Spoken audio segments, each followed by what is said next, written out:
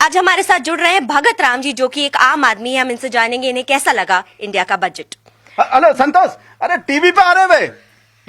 नहीं, अरे गाली नहीं दी किसी को, नहीं फायरिंग वायरिंग भी नहीं किए। पता नहीं मैडम आ गए इंटरव्यू लेना है। सुनिए, आप दोस्त से बाद में बात कर लीजिएगा, पहले हमसे 2 मिनट बात कर लीजिए बजट के बारे में। 1 मिनट, अभी करते हैं, रुको, इंटरव्यू चालू हो गया। आपको बजट में सबसे अच्छी बात क्या लगी भगत राम जी? बजट बहुत अच्छा है, बजट सबसे अच्छा है, बहुत दुनिया का सबसे अच्छा बजट है ये। हम लोग बहुत खुश हैं बजट से।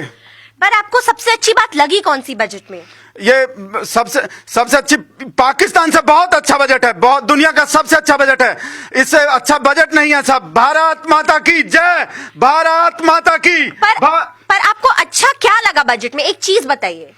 बजट में हमरा बजट को देख के इमरान का सिट्टी पिट्टी गुम हो गया है एकदम। मोदी जी ऐसा बजट बनाए, पाकिस्तान एक दिन में घुटना टेक देगा एकदम से। ऐसा भारत माता की, भारत माता की। बट भगत राम जी, बजट तो निर्मला सीतारमण ने बनाया है। ये कौन है? कौन? जो आप नाम बोल रहे थे कि निर्मला सीताराम। निर्मला सीतारमण वही तो है हमारी फाइनेंस मिनिस्टर, उनने हमारा बजट बनाया है। अरे छोड़िए मैडम, सब करते तो मोदी जी हैं, सबको पता है, पूरा दुनिया को पता है मोदी जी करते सब। मोदी मोदी मोदी मोदी। पर यहाँ पे लोगों के घर का बजट बिगड़ रहा है, आप कह रहे हैं बहुत अच्छा बजट है।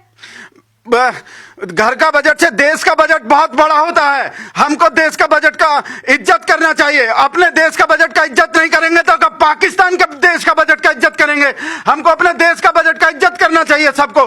भारत माता की, भारत माता की, भारत। भगत राम जी, पर आप इंडिया के बजट की बात कीजिए ना। इस बजट से कितने लोगों को नौकरियां मिलेंगी? पाकिस्तान में कितने को नौकरी मिला देखा आपने? पाकिस्तान भूखा मर रहा है, पाकिस्तान और इमरान। मोदी जी ऐसा हालत कर दिए हैं एकदम, सब भूखा मर रहा है, बच्चा बच्चा उधर पाकिस्तान में।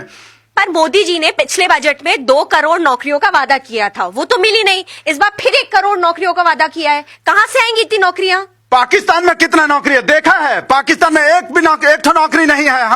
हमको सब पता है। पाकिस्तान इंडिया का कंपेयर कीजिए एकदम से, पाकिस्तान को देखिए, हमको देखिए, कितना आगे हैं हम पाकिस्तान से। देखिए पाकिस्तान से बहुत आगे हैं। पर अभी फिर 5 नई स्मार्ट सिटीज का भी तो वादा किया है बजट में, और पिछली बार 100 का किया था, उनका तो कुछ पता ही नहीं है।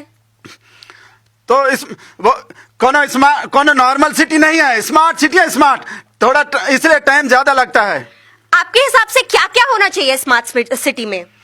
स्मार्ट सिटी में सबके पास स्मार्टफोन होंगे, एक सबके पास स्मार्टफोन होंगे। लेकिन स्मार्टफोन तो वैसे ही पहले से है सबके पास।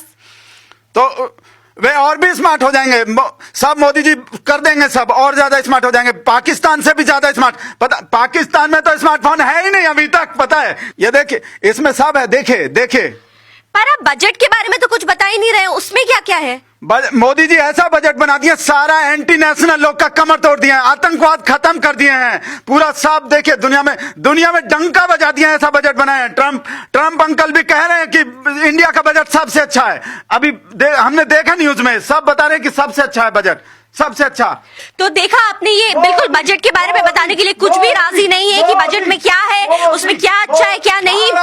भगत सिंह जी, आपको पता है कि मोदी जी LIC बेच रहे हैं?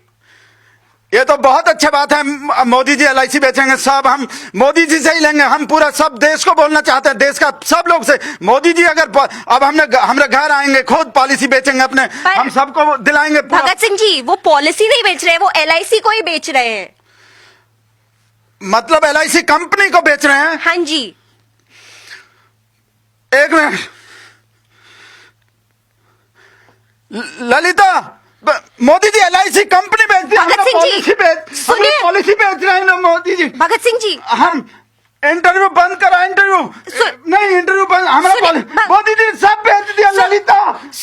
तो आपने अभी देखा भगत राम जी को, जिनकी हालत अभी ठीक नहीं लग रही है, पर हम इनके साथ दोबारा जुड़ने की कोशिश करेंगे। पर तब तक के लिए कैमरा पर्सन सचिन गोखले के साथ मैं रिपोर्टर श्रद्धा शर्मा, देखते रहिए फेकिंग न्यूज।